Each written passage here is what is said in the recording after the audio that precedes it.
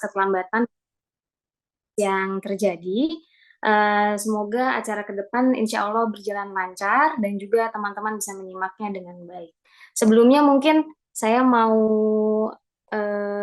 apa lihat ini kali ya. Kita ada berapa peserta ya di sini?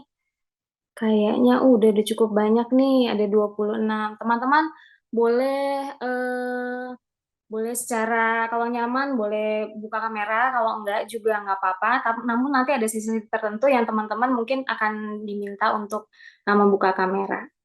Nah, kita ucapkan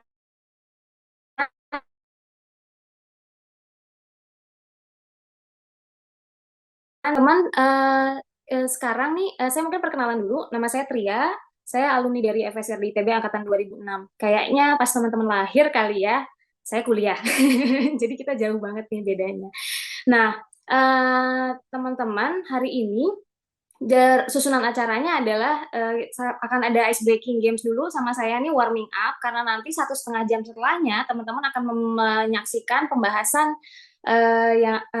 materi oleh Pak Oske narasumber kita. Nah, sekarang kayaknya saya mau nanya dulu nih teman-teman udah siapin ballpoint sama atau alat tulisnya sama kertas kah? Sudah, Kak. Oke, okay. Ya. Ya, sip-sip. Nah, mungkin bisa dilihat kayak nanti saya akan share screen nih, kita bakal warming up dulu. Namanya ini adalah pemanasan untuk visual thinking muscle. Jadi pemanasan untuk otot-otot visual kita nih supaya kita lebih siap untuk menerima pesan-pesan yang disampaikan secara visual nanti selama 2 jam ke depan. Nah, saya akan share screen dulu. Sebentar.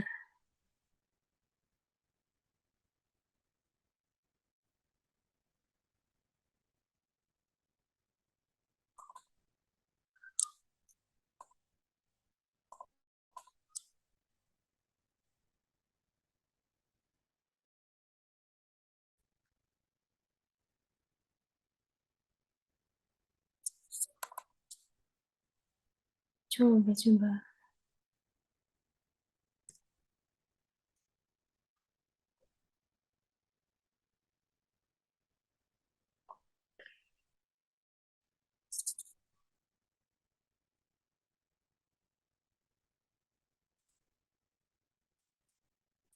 Nah, nanti di sesi ini teman-teman akan diminta untuk melakukan coret-coret sedikit karena semuanya tahu nih udah mau masuk FSRD. Dan mudah-mudahan udah pada tahu ya bahwa artinya FSRD itu apa sih? FSRD itu adalah Fakultas Seni Rupa dan Desain. Nah, kebetulan Kanvas Ilmu ini adalah lembaga yang mewadahi buat teman-teman yang mau bimbel buat FSRD nih persiapannya. Mana ya yang oh iya ini proyeknya. Nah, di sesi ini kita akan nyoba ini warming up-nya. Yuk kita mulai. Saya minta teman-teman nih buat bikin kayak gini.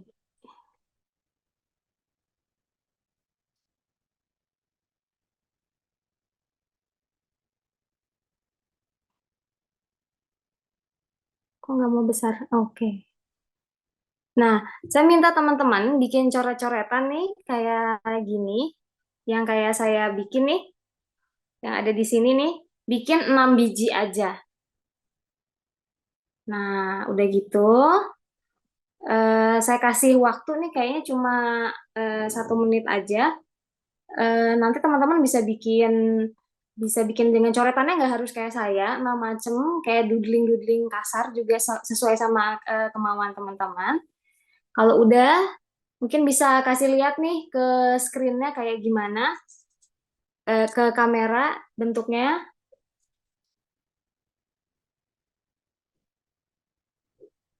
Nah, udah belum, guys? Belum, Kak. Belum. Nggak usah lama-lama, nggak usah susah-susah, nggak usah dipikirin terlalu berat, langsung aja dicoba dicoret-coret aja. Nah, sudahkah? setelah itu saya mau minta tolong sama teman-teman, bayangkan coret-coretan tadi ini sama teman-teman dibikin menjadi seekor burung. Setiap coretan melambangkan satu ekor burung. Teman-teman bisa berpikir dengan mulai membuat ciri-ciri apa sih yang menunjukkan suatu objek itu adalah burung. Misalnya dia punya mata, dia punya paruh, dia punya sayap. Nah, kira-kira dari hasil coret-coretan tadi, bisa nggak ya ditambahin mata? Matanya sebelah mana? Paruhnya sebelah mana? Sayapnya sebelah mana? Atau kakinya sebelah mana? Langsung aja.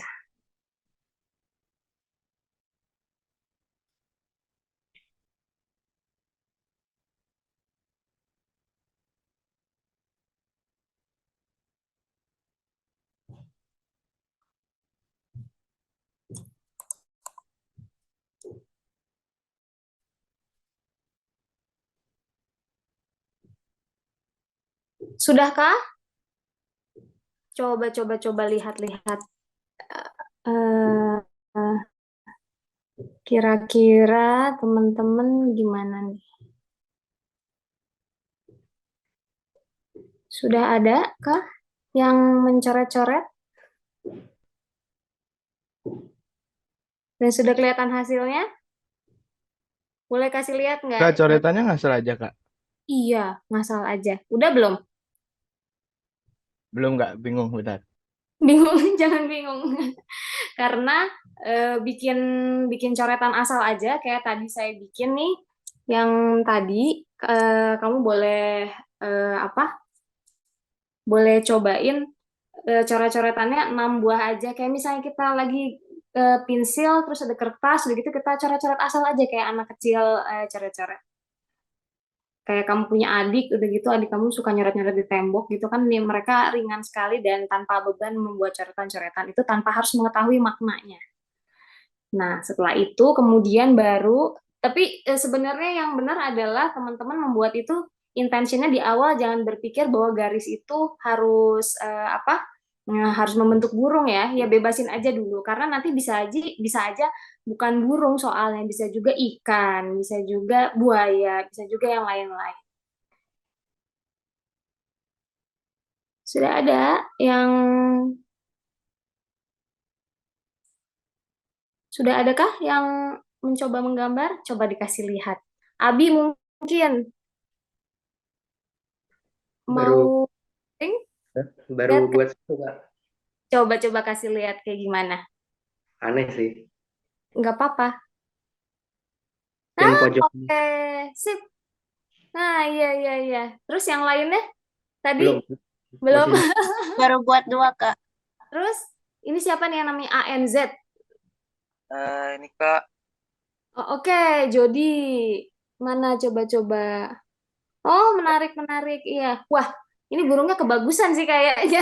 Itu kayaknya bikinnya bukan doodling tulisan itu yang kemarin ya. ya.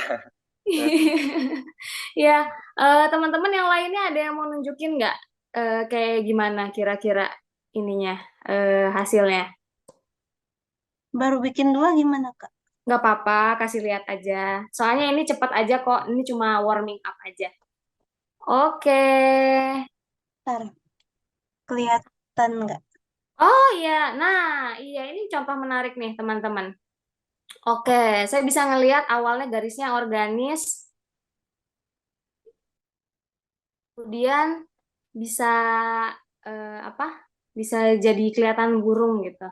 Nah, teman-teman, kalau misalnya kita perhatiin nih sebenarnya ada lagi yang mau nunjukin gambarnya sebelum saya bahas dulu nih kenapa kemudian ini menjadi warming up yang menarik dan sebenarnya bisa teman-teman selalu lakukan karena ini adalah si visual muscle memories itu karena dia tuh ngebantu kita buat melunakkan atau melenturkan cara kita berpikir secara visual dan juga membuat kita jadi lebih kreatif kan gitu. Jadi kita nggak hanya terpaku sama batasan-batasan bahwa oh burung itu harus bentuknya seperti ini, seperti itu. Tapi ketika teman-teman dapat situasi yang berbeda, dan teman-teman kemudian bisa membuat, oh iya gimana pun kalau saya berpikir ini burung, maka hasilnya adalah akan jadi burung. Karena gimana pun manusia itu adalah makhluk yang melihat sesuatu berdasarkan pola. Dan ketika kita berpikir bahwa, oh mulai aja kita bikin matanya dulu sama paruh, mau dimanapun badannya. Nah, secara otomatis kita akan mulai berpikir itu adalah sebuah pola yang kita inginkan dan akhirnya jadilah burung gitu. Walaupun burungnya kemudian kita nggak bisa ngomong, wah ini burung beo, ini burung nuri, atau burung yang bahkan mungkin imajinatif gitu ya. Itu nggak masalah sama sekali, karena memang tujuannya di sini adalah murni untuk bikin teman-teman jadi lebih leluasa untuk menggali kreativitas teman-teman gitu, warming up yang asik banget. Nah, teman-teman, kayaknya ada yang mau nunjukin lagi gambarnya? Atau ada yang masih, aku kayaknya masih terlalu sulit deh, masih belum terlalu lepas untuk ketika ngegaris. Nah, itu adalah pertanda teman-teman harus latihan banyak ngegambar. Jangan takut salah, jangan takut dibilang jelek, karena sebenarnya standar untuk membuat gambar yang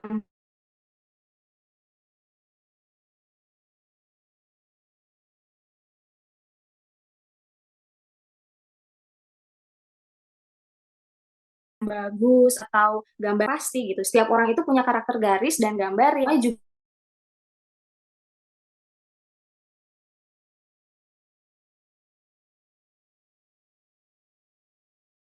subjektif motif. Cukup secara dalam metodologi pendidikan keseni-rupaan ada hal-hal yang harus dinilai secara objektif seperti misalnya teknik-teknik tertentu gitu. Nah, teman-teman, mungkin itu kurang lebih nih yang warming up-nya, kayaknya kita udah siap nih ya untuk menerima materi.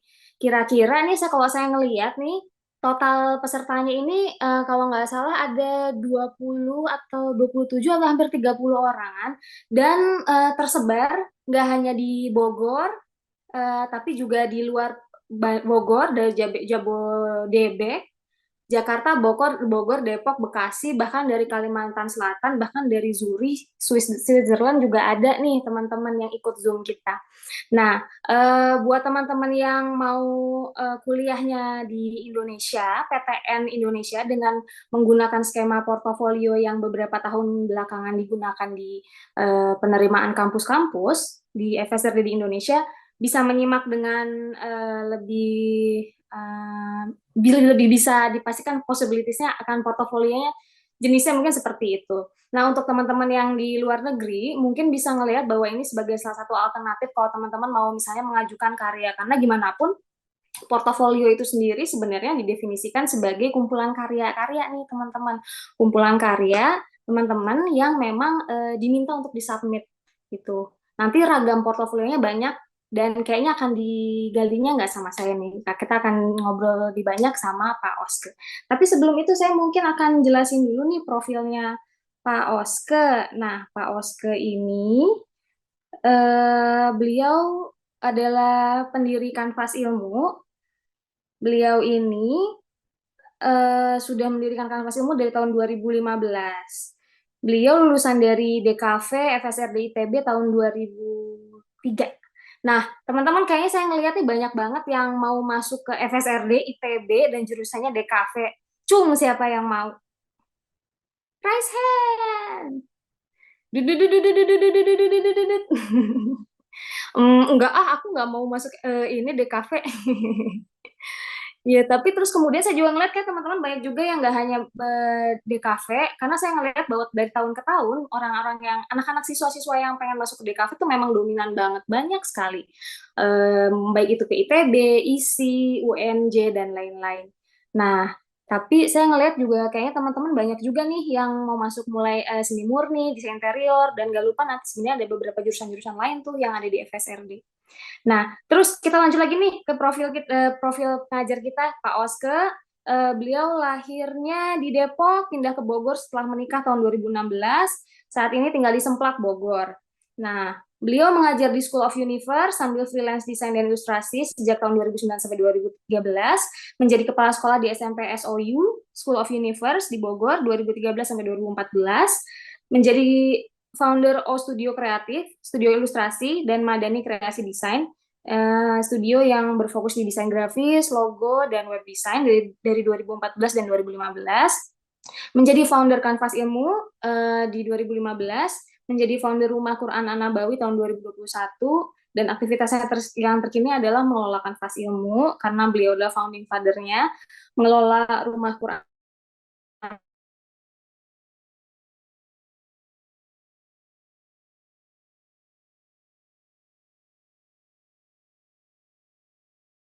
An-Nabawi Art di Sekolah Bisnis. Nah, oke, silakan.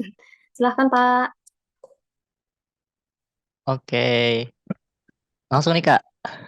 Oke, saya share ya, Pak ya. Oke, baik. Terima kasih banyak buat Kak Tria.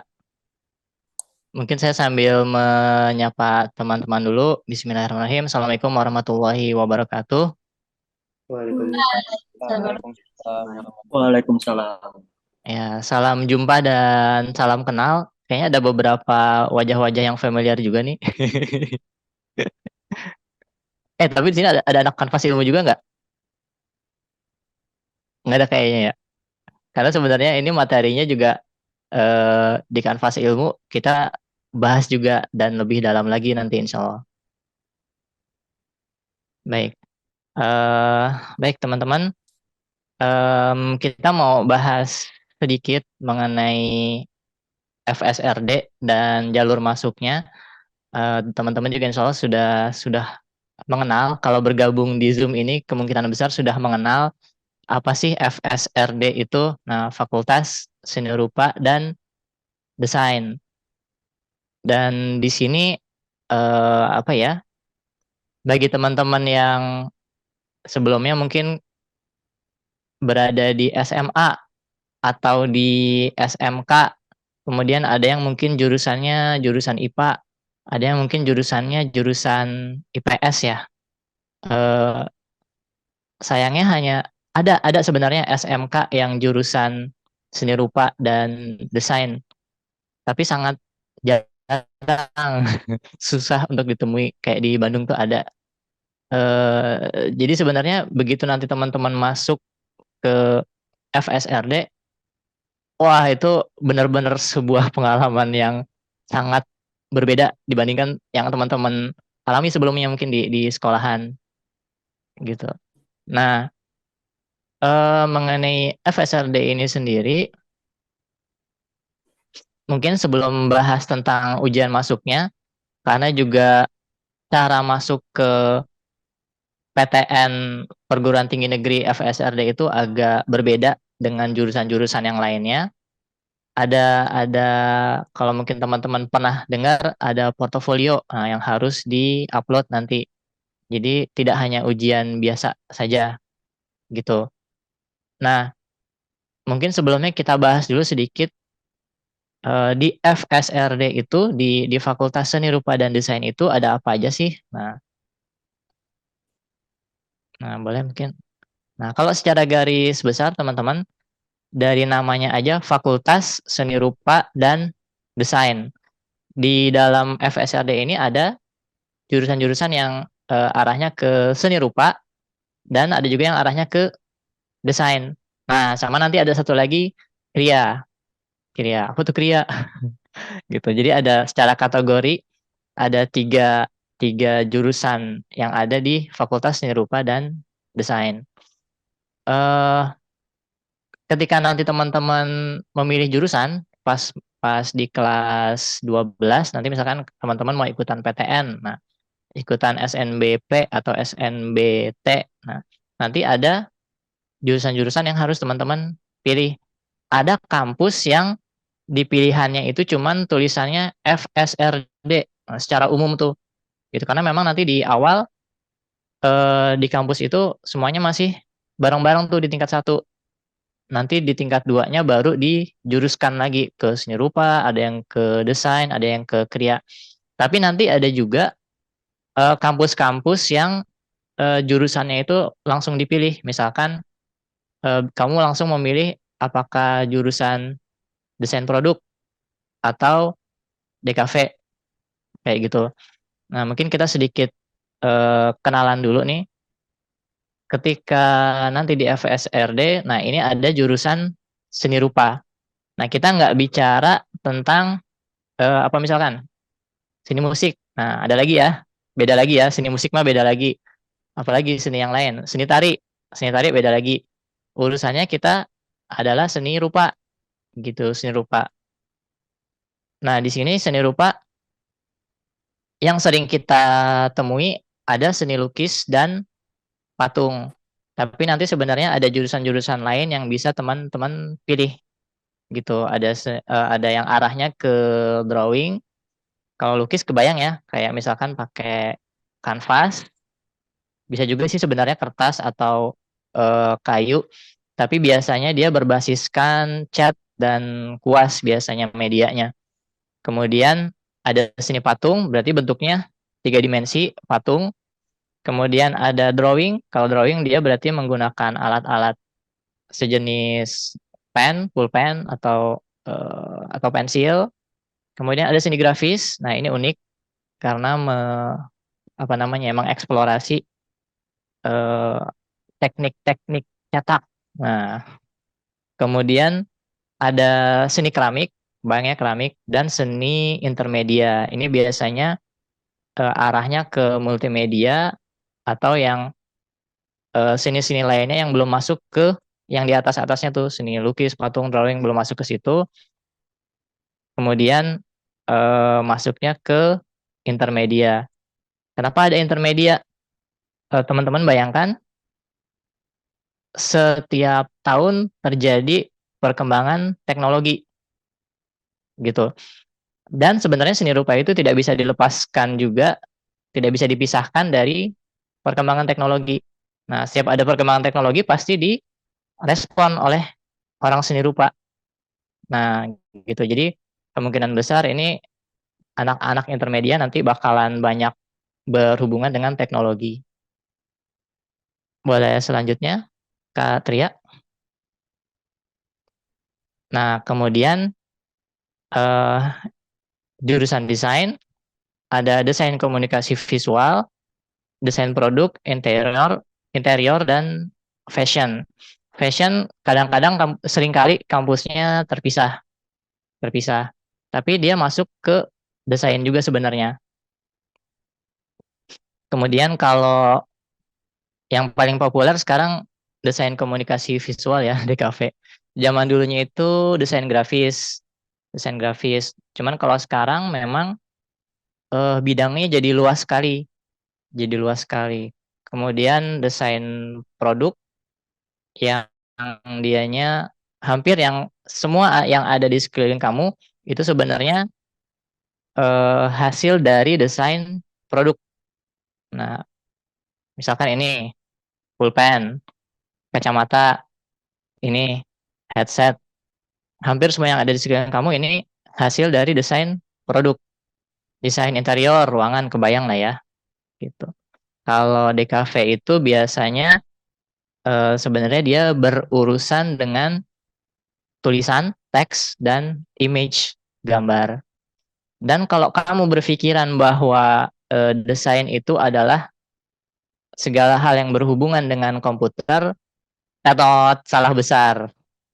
Atau misalkan kamu berpikiran bahwa seni itu segala sesuatu yang medianya tradisional atau manual, tetot, salah besar.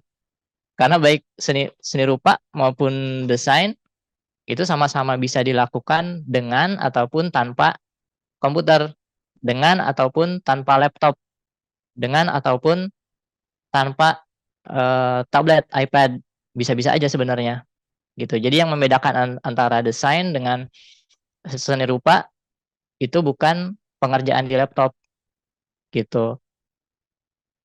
Kemudian satu lagi Kak Patria. Nah, satu lagi ada jurusan Kria nanti. Nah, Kria ini sering juga kalau bahasa Inggrisnya disebutnya craft. Nah, kalau dengar crafting, nah ini dia Kria. Jadi apa ya? Sesuatu sebenarnya sifatnya di antara seni rupa dengan desain. Kalau kita bicara seni rupa versus desain, sebenarnya apa sih yang membedakan seni rupa dengan desain? Yang membedakan biasanya dari fungsinya. Biasanya kalau desain itu dia hasil-hasil karya desain itu dia fungsional biasanya. Misalkan apa tadi desain fashion. Nah, ada baju. Ini pasti digunakan, dipakai, ada fungsinya. Desain produk. Oh, ada ini, ada headset. Ini ada fungsinya. DKV misalkan bikin logo. Nah, logonya pasti dipakai, dipasang di mana-mana. Sehari-harinya ada fungsinya. Nah, sedangkan kalau seni murni biasanya hampir tidak ada nilai fungsionalnya. Misalkan kalau kita punya lukisan, nah kemudian kita pasang kita di ruang tamu misalkan. Kalau kita tanya fungsinya, oke, saya punya lukisan. Terus buat apa tuh lukisannya? Lukisannya buat apa? Nah, kalau secara fungsional nilainya kecil sekali gitu. Paling jawabannya ya biar bagus buat hiasan gitu, atau kalau yang rada-rada ini mungkin ya buat investasi gitu. Nah, tapi eh, ketika kita menanyakan fungsional pada benda-benda desain, langsung kejawab. Nih tadi headset fungsinya buat apa gitu, buat mendengarkan, sama ada mic-nya juga untuk menangkap suara. Seperti itu. Jadi sebenarnya itulah yang membedakan antara seni rupa dan desain. Gitu. Bukan dari yang ini dikerjain pakai komputer, yang ini manual, nggak gitu. Nah, terus kalau kriya apaan, Kak? Nah, kalau kamu ada pelajaran SBK, seni budaya dan apa? Keterampilan ya? Ya, atau kesenian sih kayaknya. Nah, biasanya kamu akan mendapati istilah pure art sama applied art. Nah, pure art itu seni murni. Biasanya kalau applied art itu maksudnya adalah kriya gitu. Jadi kriya ini benda-benda yang dia punya nilai fungsi bisa dipakai, tapi nilai seninya juga ada gitu, dan jumlahnya biasanya nggak banyak. Nah, kalau benda-benda desain biasanya itu diproduksinya massal, industri. Nah, kalau kriya ini biasanya ada masternya, ada pengrajinnya gitu. Jadi dia biasanya dianggap di tengah-tengah di antara seni dan desain. Nah, itu mungkin sekilas mengenai apa aja sih yang ada di Fakultas Seni Rupa dan Desain. Gitu.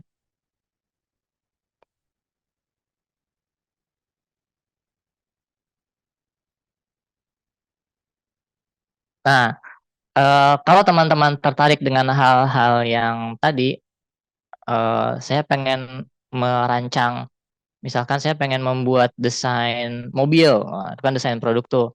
Saya pengen apa namanya, jadi desainer majalah, atau misalkan desainer web, atau misalkan saya suka bikin komik, misalkan. Atau saya pengen jadi desainer interior gitu. Nah, berarti teman-teman sudah berada di webinar yang tepat. Atau misal pun masih pikir-pikir, masih pengen cari info, ya nggak apa-apa juga gitu. Nah, pertanyaan selanjutnya, gimana dong caranya kalau saya mau masuk kampus FSRD gitu, teman-teman dari SMA atau SMP, kemudian pengen masuk kampus FSRD. Saya juga dulu baru tahu ada kampus FSRD itu waktu kelas berapa ya? Antara kelas 11 akhir atau 12 awal gitu. Jadi udah hampir-hampir terakhir tuh baru dapat info. Oh, ada ya desain komunikasi visual. Oh, langsung cari info. Gitu. Boleh Kak selanjutnya? Satria. Nah, nah, namanya kampus kayak sekolahan, dia ada yang negeri dan ada yang swasta ya, gitu. Nah, kalau yang swasta biasanya kamu harus harus apa ya? Harus rajin-rajin cari info karena nanti ujiannya itu suka berbeda-beda, baik metodenya, kemudian waktu pelaksanaannya juga suka beda-beda.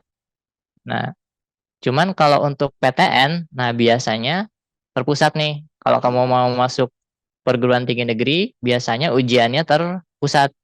Nah, yang terpusat apa aja? Nah, ini ada 3 macam nih ujian, ada 3 macam ujian setidaknya kalau kamu mau masuk perguruan tinggi negeri. Yang terpusat adalah SNBP dan SNBT.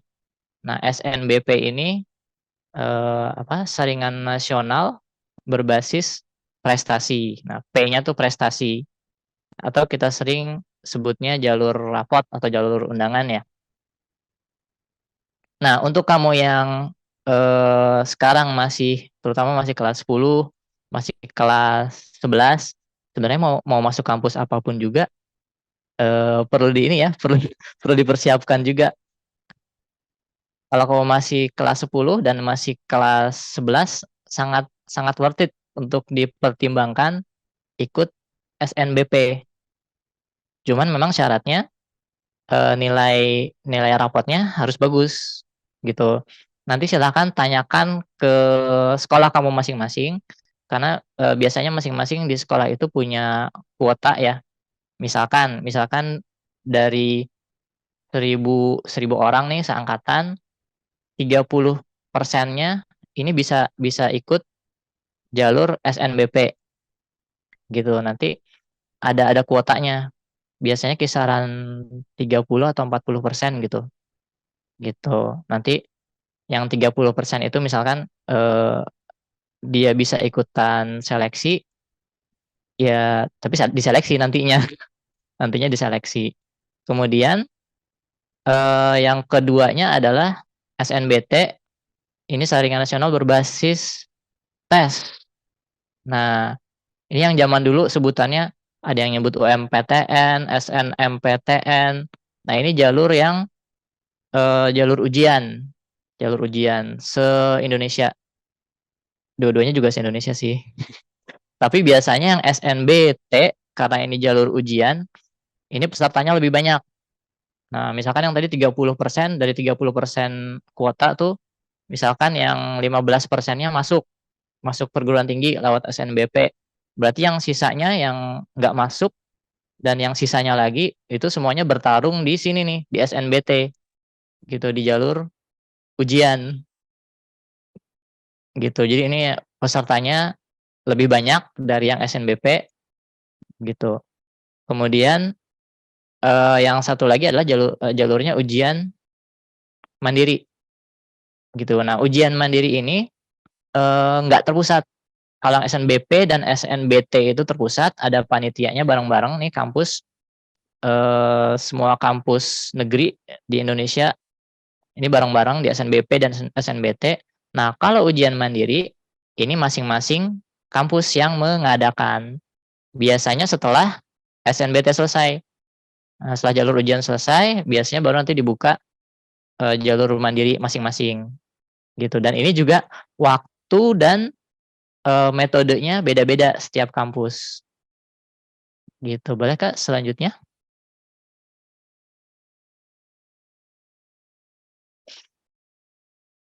Nah, apa ya? Selanjutnya apa Kak? Kalau yang ini. Boleh ngintip dulu selanjutnya lagi. Oh, oke.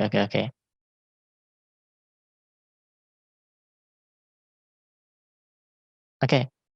Mungkin kalau dari ini dulu ya. Boleh balik satu slide lagi Kak.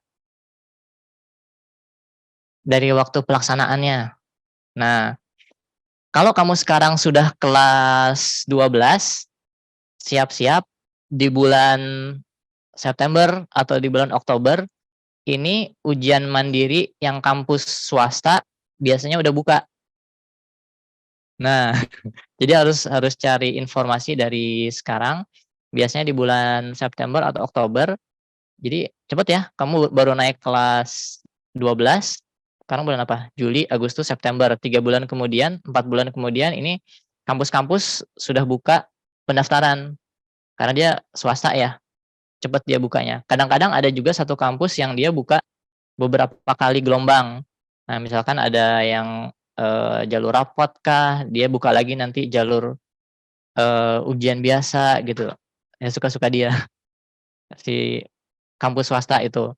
Nah, kalau untuk SNBP, Nah, biasanya itu kita siap-siap di bulan Januari. Biasanya Januari, pengerjaan portonya di Februari biasanya. Jadi siap-siap di bulan Januari, Februari. Jadi teman-teman belajar kalau misalkan sudah di kelas 12 itu bersihnya belajarnya paling sekitar 6 bulan. Di Januari itu teman-teman udah siap-siap, udah ada yang pendaftaran jalur rapot gitu. Januari ya. Kemudian yang SNBT biasanya di sekitar bulan Maret April sekitar itu. Biasanya selang sekitar 1-2 bulanan. Gitu. Itu ancang-ancang pelaksanaannya ya. Januari Februari itu jalur rapot biasanya. Jadi sebelum itu teman-teman sudah harus cari info. Kemudian di Maret April ini sudah ujian yang tes SNBT. Nah, nanti kita bahas lebih fokusnya ke yang SNBT karena yang SNBP dan SNBT di sini ada kemiripan. Kalau di SNBP tentunya butuh rapot, butuh nilai rapot. Kemudian kalau di SNBT ada tes. Nah, yang kita kenal UTBK. Nah, ini UTBK. Itu perbedaannya. Kalau yang SNBP kita perlu nilai rapot yang bagus. Kalau untuk SNBT nanti ada ujiannya UTBK. Persamaannya apa, Kak? Persamaannya ada portofolio. Nah, kalau secara istilah desain dan seni rupa sebenarnya portofolio itu lebih pengertiannya itu lebih ke apa ya? Kumpulan hasil karya yang representatif, yang apa ya? Yang istilahnya gue banget. Nah, itu biasanya istilah portofolio di seni rupa seperti itu. Nah, cuman dalam hal ujian ini portofolio ini biasanya mengacu pada nanti panitia ujian akan meminta beberapa gambar dari kamu gitu dan biasanya ada soalnya. Nah, dari pengalaman kita biasanya 3 macam gambar inilah yang diminta gitu. Ada gambar suasana, ada gambar still life tapi ada tanda bintangnya. Kemudian ada karya bebas. Nah, pengerjaannya biasanya masing-masing. Pengerjaan masing-masing, kemudian nanti di-upload di websitenya panitia, gitu. Masing-masing, bukan masing-masing, satu set kayak gini biasanya minimal banget kita dikasih waktu 2 minggu, gitu. Ada juga yang 3 minggu, gitu ya. Kita ambil pahitnya aja lah 2 minggu, gitu. Harus membuat 3 gambar ini. Nah, kenapa yang ada still life yang di tanda bintang? Karena sebelumnya biasanya ada, tapi ternyata tahun ini still life itu nggak diminta, gitu. Nah, mungkin selanjutnya apa, Kak? Kita lihat contoh-contohnya kali ya. Nah, kita lihat contoh-contohnya. Mungkin ada yang teman-teman juga pernah mendengar gambar suasana. Gambar suasana. Kayak apa sih gambar suasana? Nah, kalau googling banyak. Nah, kayak beginilah gambar suasana. Atau sering juga disebutnya gambar narasi. Gambar narasi. Kenapa disebut gambar narasi? Karena memang di sini nggak cuman gambar aja, tapi ada suasananya tadi, gambar suasananya, ada narasinya juga, ada story-nya. Ini ada yang udah pernah lihat soalnya belum? Udah, Kak. Bro, Ada yang udah ya? Kira-kira boleh nggak, Kak, kita coba tanya beberapa orang yang belum pernah melihat soalnya, yang belum pernah melihat soalnya, kira-kira ini ceritanya apa sih? Tapi khusus buat yang belum pernah lihat soalnya ya. Nah, coba dilihat ini ada kejadian apa. Nah, boleh raise hand. Kita coba tebak-tebak. Ini ceritanya tentang apa sih? Abi. Itu kalau dilihat dari gambarnya kayaknya penyerangan monster raksasa gitu deh. Iya ya. Terus. Terus di sana orang-orang yang diserang itu berusaha lari. Ya itu sih yang aku dapat. Ya.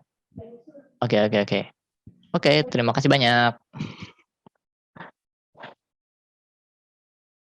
Ya, lebih kurang seperti itu, betul.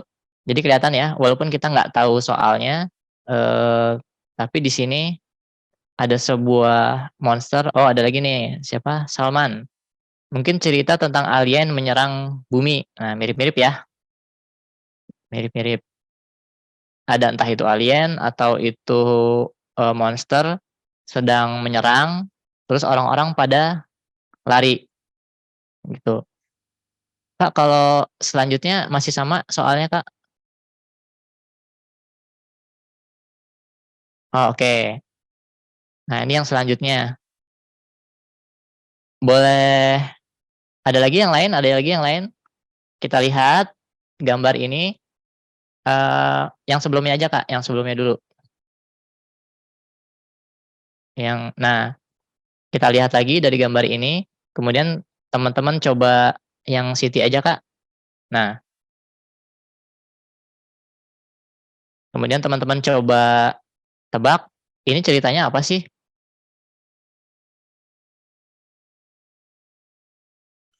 Tadi ada Abi dengan Salman. Yang lainnya boleh?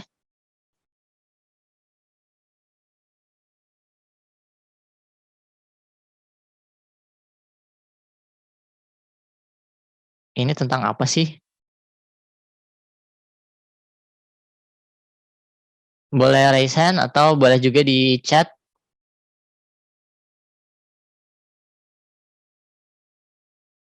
Dari Azhar, penyerangan robot raksasa kayaknya, Kak.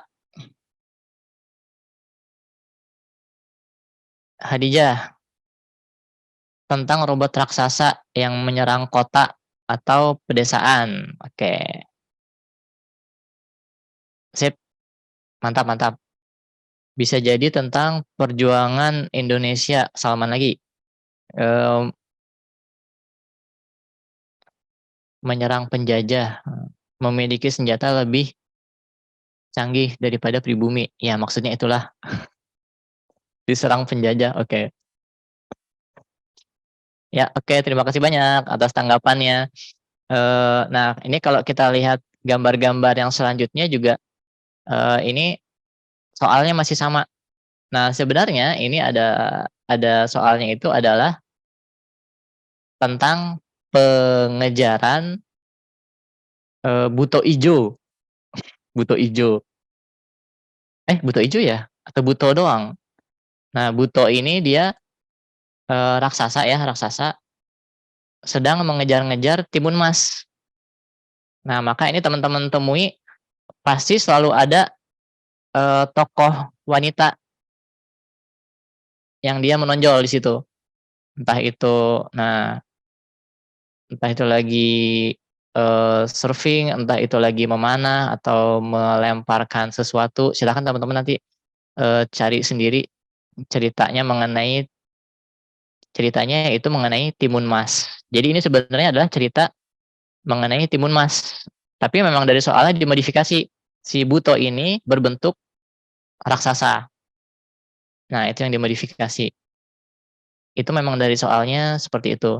Jadi nanti untuk gambar suasana biasanya nanti ada soal, misalkan gambarkanlah suasana pasar gitu. Biasanya ada tempatnya apa, kemudian ada kejadiannya. Kadang-kadang kejadiannya dituliskan secara detail, kadang-kadang juga tidak. Nah, ini walaupun soalnya satu, tapi cara dari para peserta ujiannya ini merespon soalnya, menjawab soalnya beda-beda ya. Gitu, hampir tidak ada yang sama, walaupun soalnya sama persis. Gitu. Dan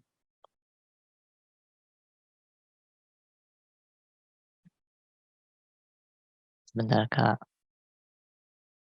Oh, ini juga masih sama nih. Ini kayaknya ada yang kepotong ya?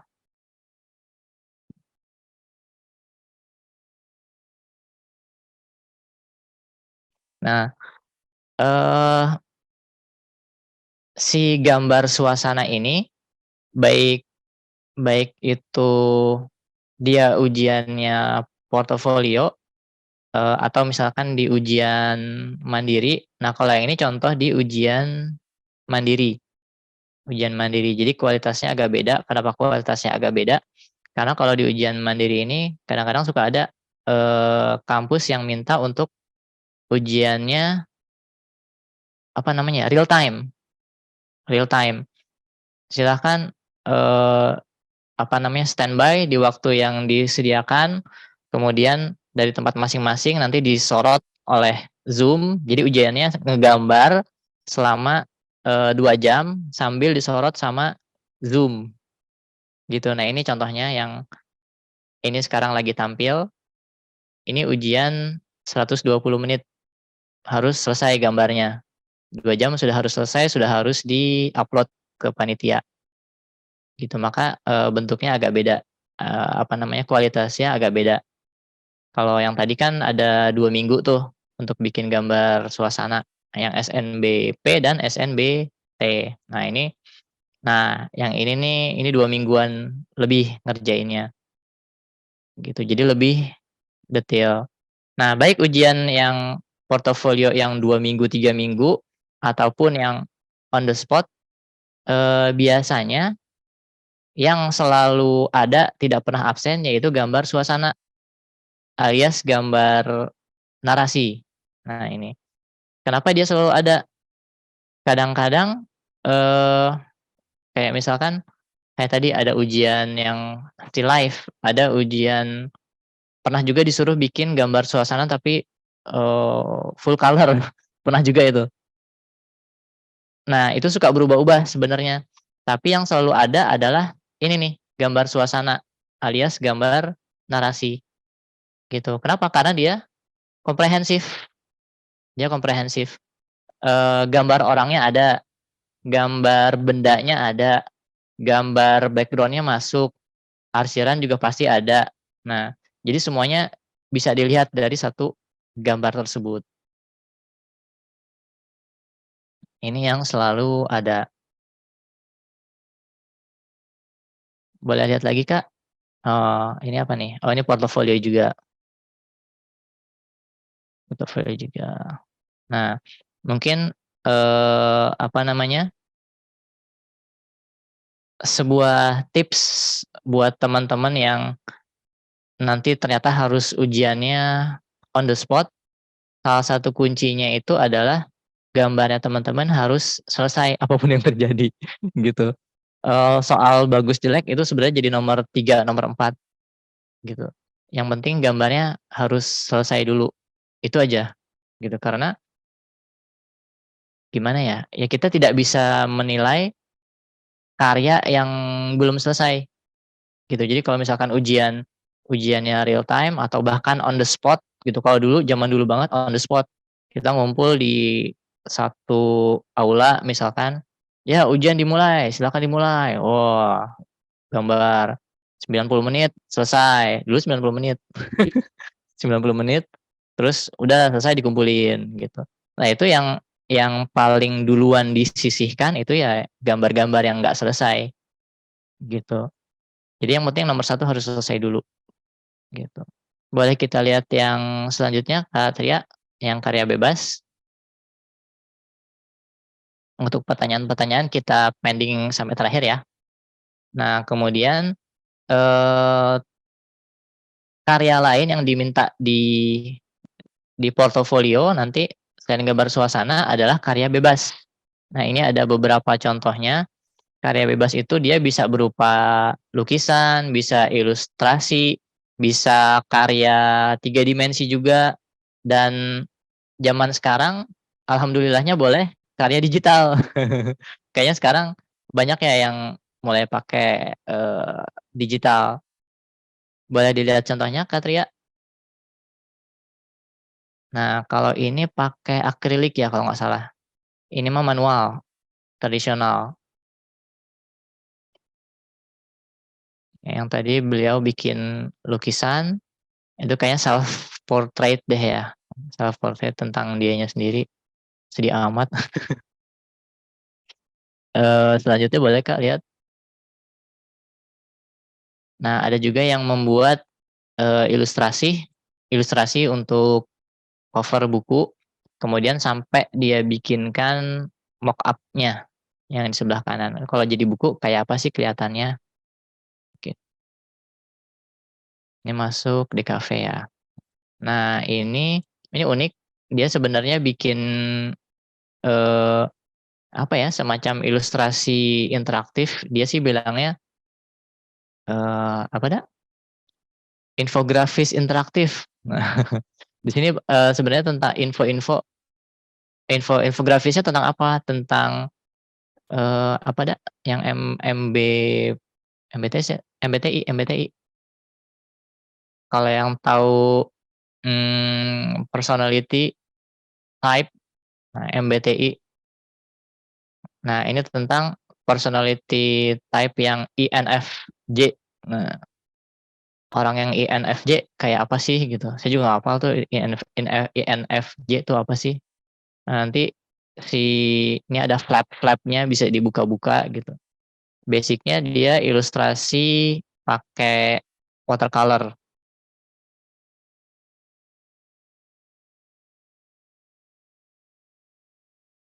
Ya. Sip. Boleh lihat yang selanjutnya Kak, ada lagi. Nah, kalau ini juga pakai apa namanya, pakai akrilik juga, kanvas pakai akrilik. Tadi yang pertama ada orang pakai headset, itu juga pakai kanvas di akrilik juga.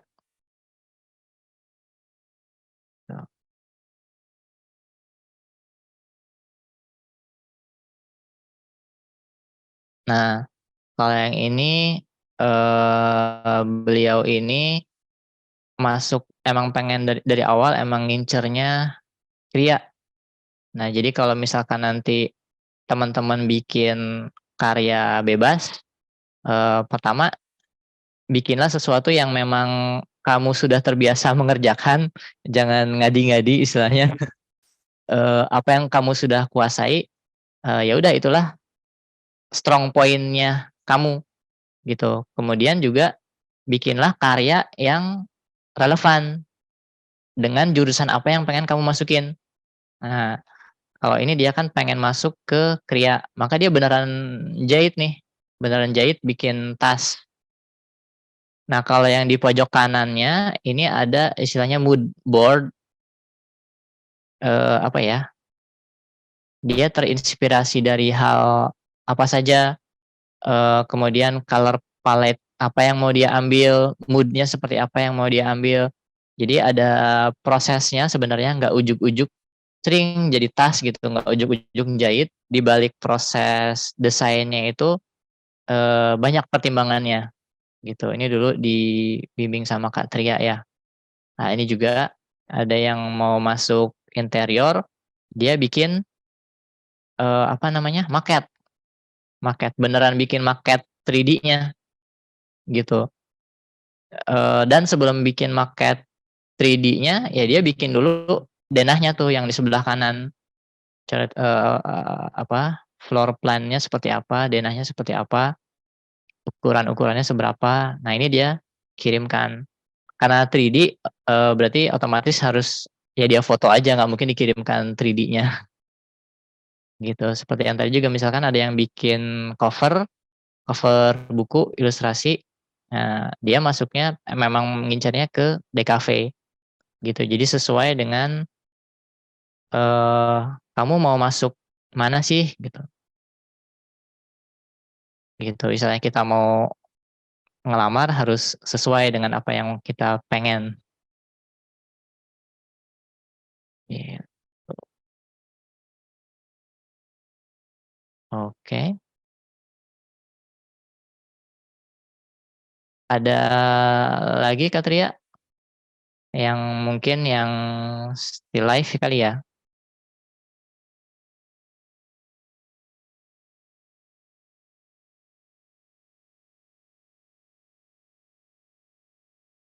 Nah, satu lagi adalah still life.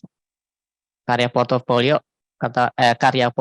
yang sering diminta itu still life. Still life itu apa sih? Still life itu biasanya gambar komposisi. Salah satu sebutan lainnya adalah gambar komposisi. Jadi kita menyusun ada beberapa benda. Seringkali nanti ada ininya juga, ada soalnya juga dari panitia. Misalkan gambarkanlah satu buah semangka, satu buah pisau misalkan. Kemudian ada mangkok misalkan. Nanti ada soalnya dari panitia.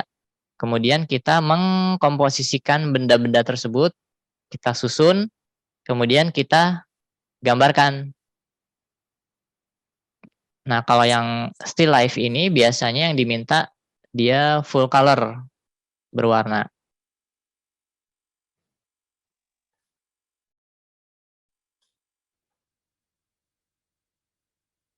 Nah, kalau yang gambar suasana tadi kan biasanya dikerjakan dengan pensil hitam putih. Biasanya memang requestnya kalau gambar suasana itu hitam putih.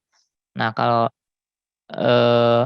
gambar still life ini contohnya ada semangka, pepaya, mangkok, dan pisau. Nah, biasanya diminta untuk full color. Bisa pakai cat air, atau pastel, krayon, atau pensil warna, atau gabungan ketiganya.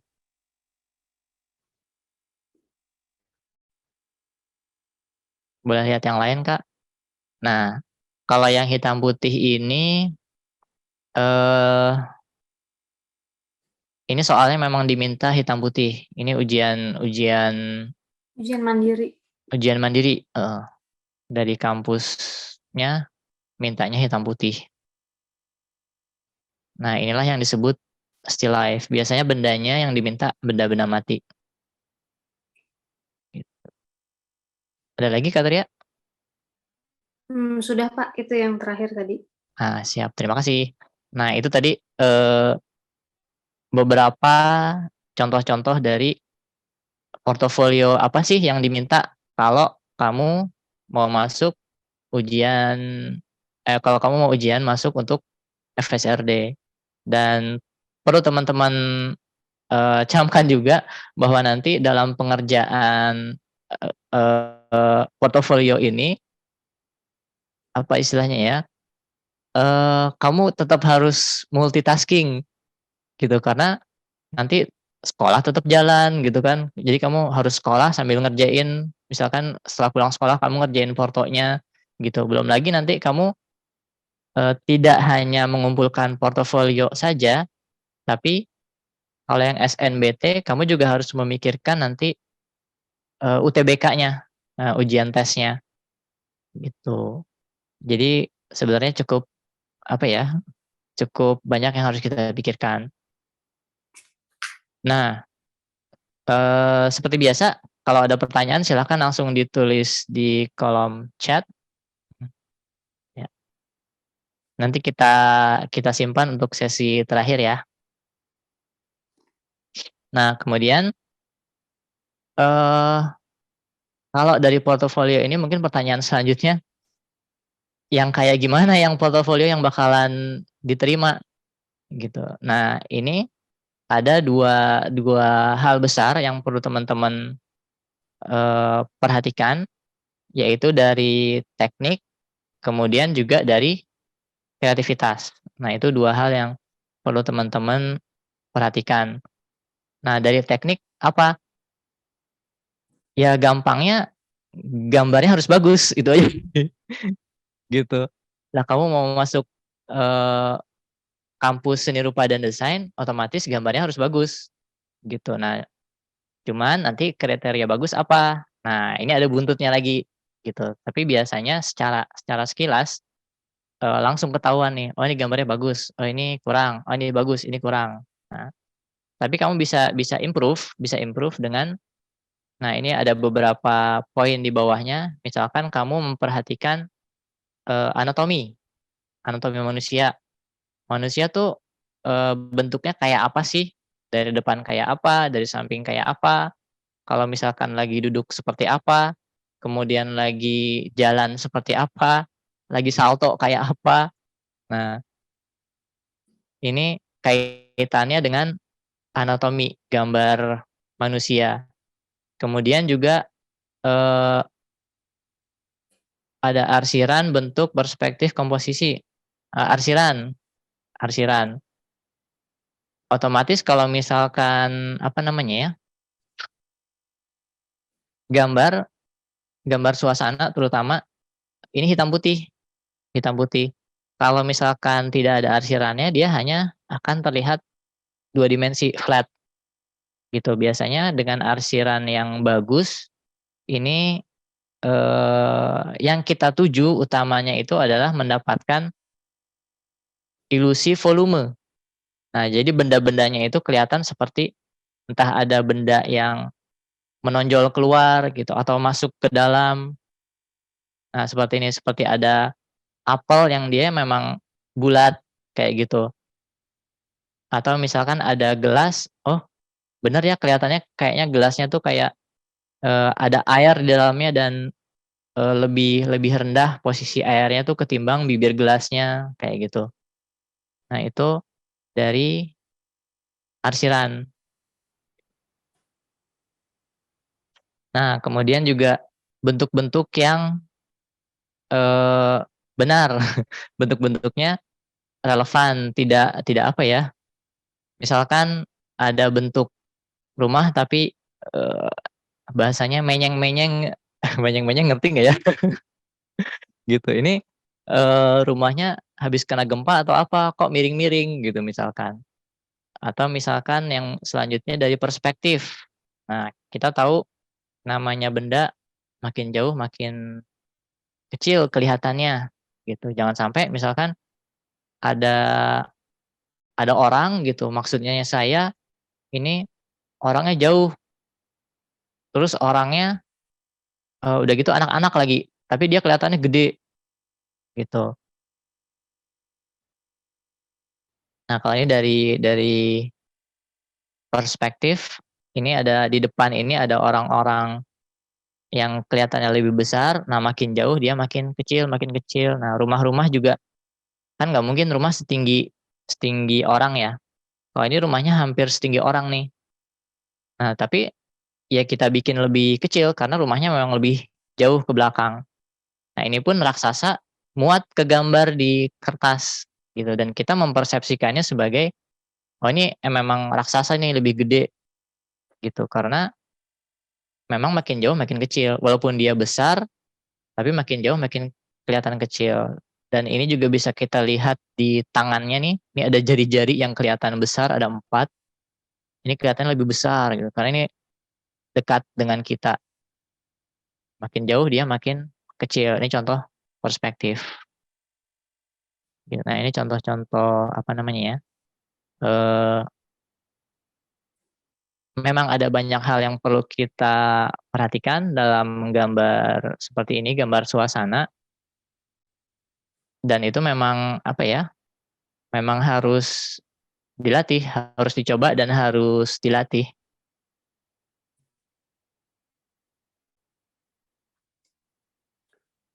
Nah, kemudian poin kedua adalah kreativitas dan ide.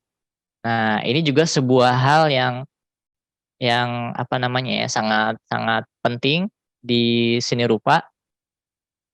Tidak hanya mengandalkan gambar tadi atau teknik yang bagus, tapi juga idenya, kreativitasnya gitu. Tidak cuman apa yang jiplak monoto gitu, tapi harus ada sesuatu yang menarik, harus ada sesuatu yang fresh, harus ada sesuatu yang baru mungkin gitu.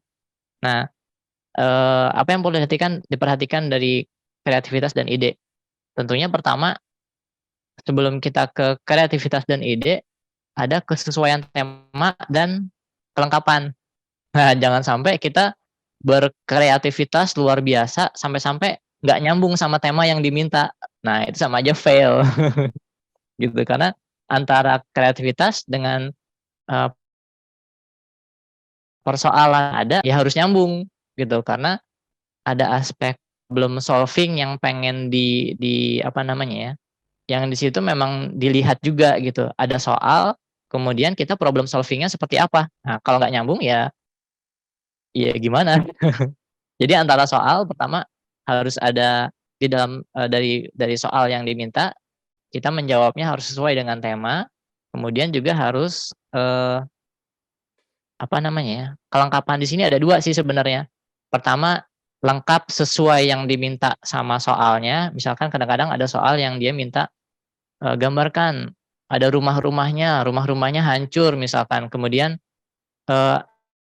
misalkan ada orang-orang desa yang berlarian misalkan, atau kadang-kadang diminta juga misalkan ada apa namanya, panci, kemudian ada ketel, ada sapu lidi gitu. Nah, itu yang diminta di soal harus digambarkan, itu satu. Yang kedua, kelengkapan yang dimaksud adalah kalau istilah saya sih perintilan. Perintilan. Misalkan kamu berada di dalam ruang kelas. Nah, apa aja yang ada di ruang kelas? Apa saja yang mencirikan bahwa ruangan itu adalah ruangan kelas? Karena kan namanya ruangan di mana-mana bentuknya kotak gitu. Kalau ruangan itu kosong, kita nggak akan tahu itu ruangan apa.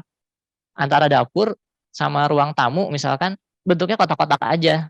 Nah, tapi begitu diisi dengan furniturnya misalkan, nah kamu bisa menganalisa, bisa menebak, oh ini ruang tamu. Karena apa? Karena kelengkapannya. Misalkan di ruang kelas ada papan tulis, ada meja-meja yang berjajar, meja anak-anak, ada kursinya belakangnya berjajar juga, ada meja guru, ada lemari di depan misalkan lemari guru, jendela-jendelanya seperti apa kalau di ruang kelas.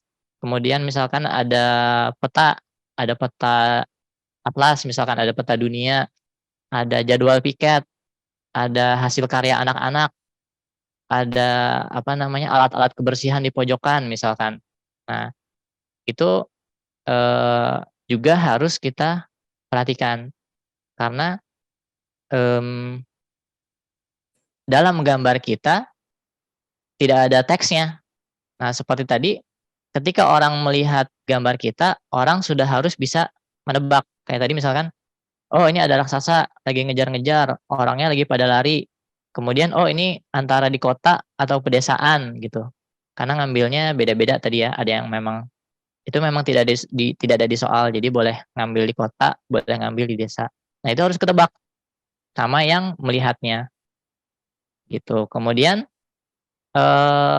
poin besarnya lagi ini yang di bold di kapital semua, huruf besar semua, story. Gitu. Istilahnya kalau kamu diminta menggambar suasana pasar gitu. Kemudian ada orangnya semuanya berdiri berjajar gitu. Jalan lewat. Terus kita gambar orang jalan, di sebelahnya ada lagi orang jalan, sebelahnya lagi ada lagi orang jalan.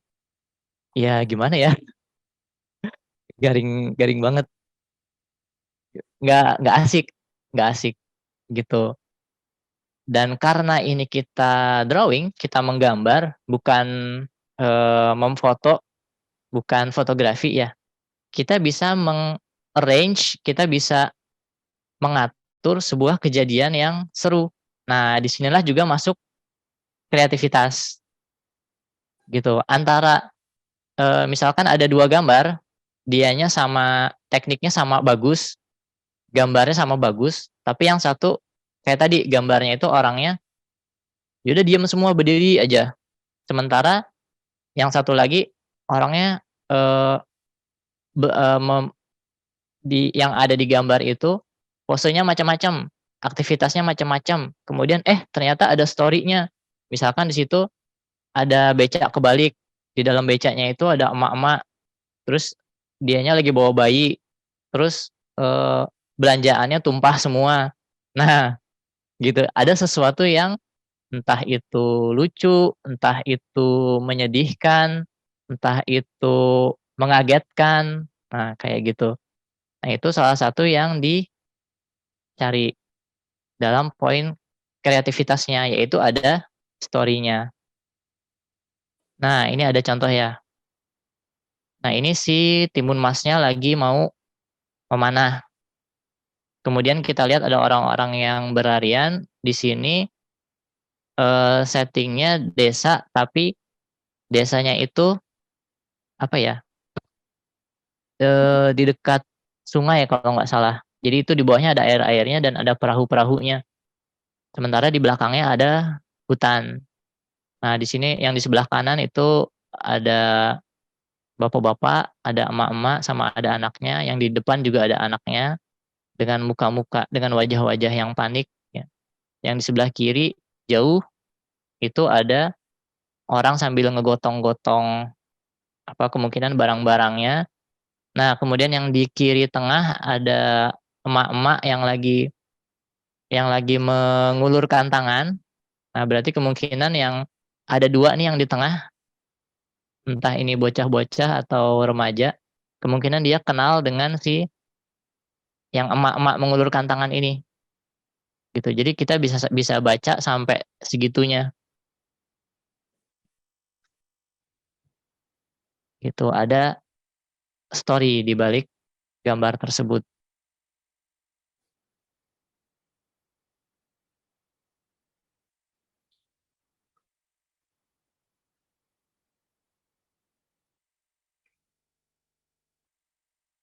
Gimana Kak? Ada lagi Pak yang mau ditunjukin atau langsung lanjut aja?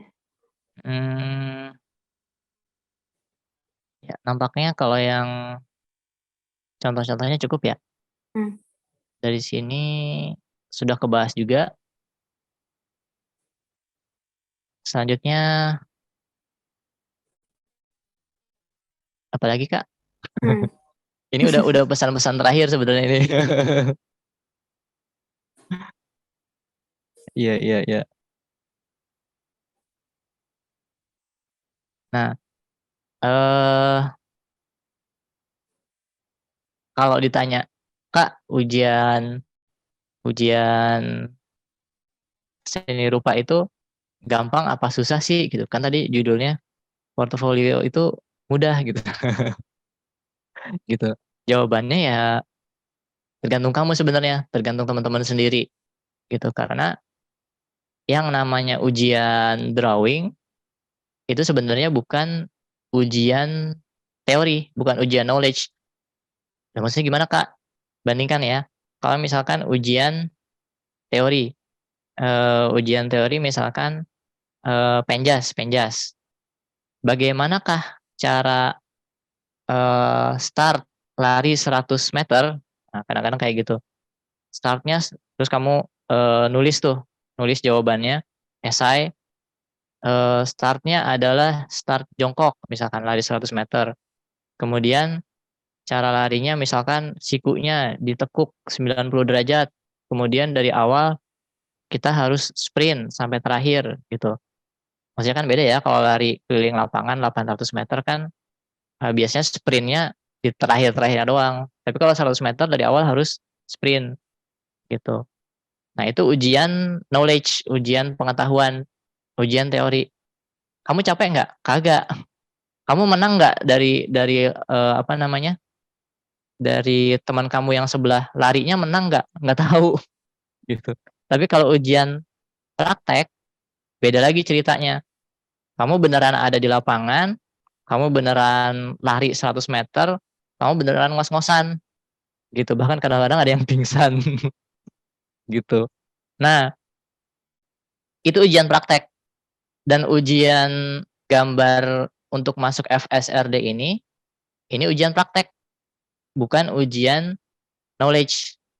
Gitu. Artinya kalau kamu nggak pernah drawing, kayak tadi misalkan kamu nggak pernah latihan lari, kemudian disuruh lari 100 meter, yang ngos-ngosan, bahkan mungkin keseleo, salah urat gitu misalkan, kaget gitu.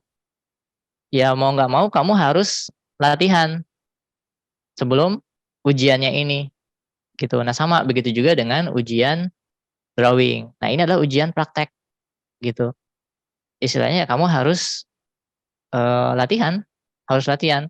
Mau kamu kelas 10, 11, apalagi kelas 12 ya, ya kamu harus terbiasa nih mendrawing, menggambar gitu. Kamu harus terbiasa menggambar, tiap hari latihan drawing supaya nanti pas ujiannya kamu nggak ngos-ngosan, nggak kaget gitu kira-kira. Jadi pesannya adalah ya udah drawing gitu. Karena memang harus dilakukan, namanya ini kan skill ya, skill itu harus dilakukan. Kalau nggak pernah dilakukan, walaupun tahu teorinya, tapi kamu nggak akan bisa kalau kamu nggak pernah melakukan. Gitu. Sip, terima kasih Kak Tria. Apalagi Kak? Sudah kayaknya Pak, ini sudah closing ya.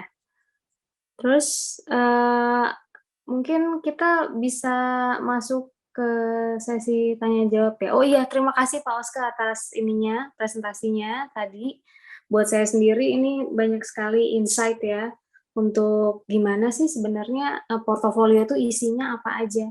Dan ini juga teman-teman pada banyak nih kayaknya yang lumayan, yang banyak yang pertanyaan-pertanyaan yang menurut saya bagus-bagus juga nih Pak.